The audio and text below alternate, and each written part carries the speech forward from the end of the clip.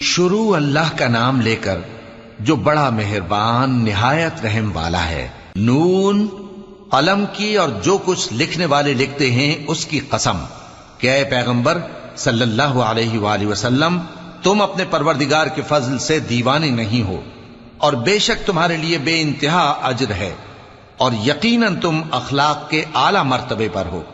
سو ان قریب تم بھی دیکھ لو گے اور یہ کافر بھی دیکھ لیں گے کہ تم میں سے کون دیوانہ ہے۔ تحقیق تمہارا پروردگار اس کو بھی خوب جانتا ہے جو اس کے رستے سے بھٹک گیا، اور ان کو بھی خوب جانتا ہے جو سیدھے رستے پر چل رہے ہیں۔ تو تم جھٹلانے والوں کا کہا نہ ماننا۔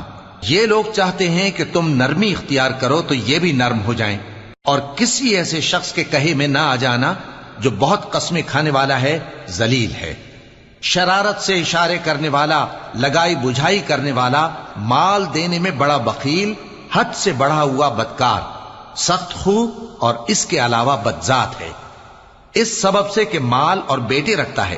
جب اس کو ہماری آیتیں پڑھ کر سنائی جاتی ہیں تو کہتا ہے کہ یہ اگلے لوگوں کے افسانے ہیں، ہم ان قریب اس کی اونچی ناک پر داغ لگائیں گے۔ ہم نے ان لوگوں کی اسی طرح آزمائش کی ہے جس طرح باغ والوں کی آزمائش کی تھی، جب انہوں نے قسمیں کھا کھا کر کہا کہ صبح ہوتے ہوتے ہم اس کا میوہ توڑ لیں گے، اور انشاءاللہ نہ کہا۔ سو وہ ابھی سو ہی رہے تھے کہ تمہارے پروردگار کی طرف سے راتوں رات اس پر ایک آفت پھر گئی، تو وہ ایسا ہو گیا جیسے کٹی ہوئی کھیتی۔ پھر جب صبح ہوئی تو وہ لوگ ایک دوسرے کو پکارنے لگے کہ اگر تم کو کاٹنا ہے تو اپنی کھیتی پر سویرے ہی جا پہنچو۔ سو وہ چل پڑے اور آپس میں چپکے کہتے جاتے تھے کہ آج وہاں تمہارے پاس کوئی فقیر نہ آنے پائے، اور کوشش کے ساتھ سویرے ہی جا پہنچے، گویا پیداوار پر قادر ہیں۔ پھر جب انہوں نے باغ کو دیکھا تو ویران، کہنے لگے کہ ہم رستہ بھول گئے ہیں، نہیں بلکہ ہم بے نصیب ہو گئے۔ ایک جو ان میں سمجھدار تھا بولا، کیا میں نے تم سے نہیں کہا تھا کہ تم تسبیح کیوں نہیں کرتے؟ دوسرے کہنے لگے کہ ہمارا پروردگار پاک ہے، بے شک ہم ہی قصوروار تھے۔ پھر لگے ایک دوسرے کی طرف رخ کر کے ملامت کرنے، کہنے لگے ہائے شامت، ہم ہی حد سے بڑھ گئے تھے، امید ہے کہ ہمارا پروردگار اس کے بدلے میں ہمیں اس سے بہتر باغ عنایت کرے، ہم اپنے پروردگار کی طرف رجوع کرتے ہیں۔ دیکھو عذاب یوں ہوتا ہے، اور آخرت کا عذاب سب سے بڑھ کر ہوگا، کاش یہ لوگ جانتے ہوتے۔ پرہیزگاروں کے لیے ان کے پروردگار کے ہاں نعمت کے باغ ہیں۔ کیا ہم فرما برداروں کو نافرمانوں کی طرح نعمتوں سے محروم کر دیں گے؟ تمہیں کیا ہو گیا ہے؟ کیسی تجویزیں کرتے ہو؟ کیا تمہارے پاس کوئی کتاب ہے جس میں یہ بات پڑھتے ہو کہ جو چیز تم پسند کرو گے وہ تم کو ضرور ملے گی؟ یا تم نے ہم سے قسمیں لے رکھی ہیں جو قیامت کے دن تک چلی جائیں گی کہ جو کچھ تم طے کر لو گے وہ تمہارا ہوگا؟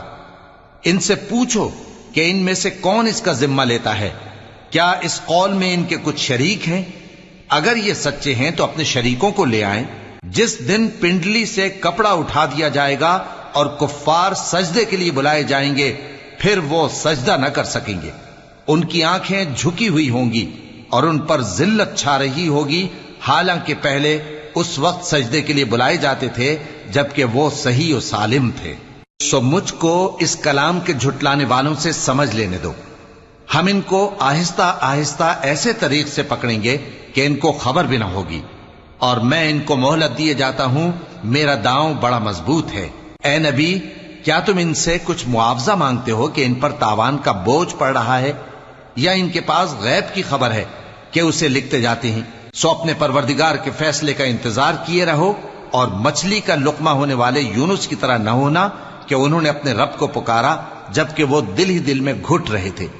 اگر ان کے پروردگار کی مہربانی ان کو نہ سنبھال لیتی تو وہ چٹیل میدان میں ڈال دیے جاتے مذموم حالت میں۔